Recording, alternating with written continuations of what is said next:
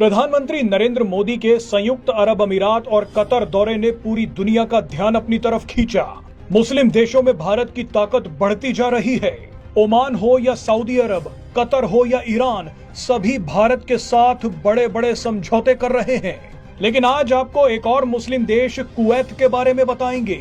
Kuwait पिछले कुछ समय से भारत के साथ एक ऐसा व्यापार कर रहा है जो आपको हैरान कर देगा। कुवैत भारत से लाखों किलो गोबर खरीद रहा है और भारत लगातार कुवैत को गोबर बेचे भी जा रहा है। दरअसल कुवैत को एक वैज्ञानिक रिसर्च में पता चला कि फसलों के लिए गाय का गोबर काफी उपयोगी है। ये ज्ञान कुवैत को अभी अभी आया है। भारत तो दशकों से इस राज को जानता है। कुवैत ने देखा कि भारत की देसी गायों के गोबर का पाउडर खजूर की फसल में इस्तेमाल करने से फसल का आकार और उत्पादन बढ़ जाता है, जिसके बाद कुवैत ने भारत से लाखों किलो गोबर खरीदना शुरू कर दिया। कुवैत अपने देश में खजूर की फसल को बढ़ाने के लिए भारत की देसी गायों का गोबर खरीद रहा है। कुवैत को 192 मीट्रिक टन गोबर भेजा भी जा चुका है। बताया तो यहाँ तक जा रहा है कि कुवैत के बाद अब सऊदी अरब भी भारत से गोबर खरीद सकता है।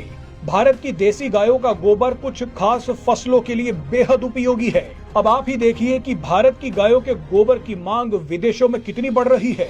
पश्चिमी देश हमेशा गोबर और गौमूत्र को लेकर भारत का मजाक उड़ाते रहते थे, लेकिन भारत जानता था कि गाय का गोबर खजाने से कम नहीं है।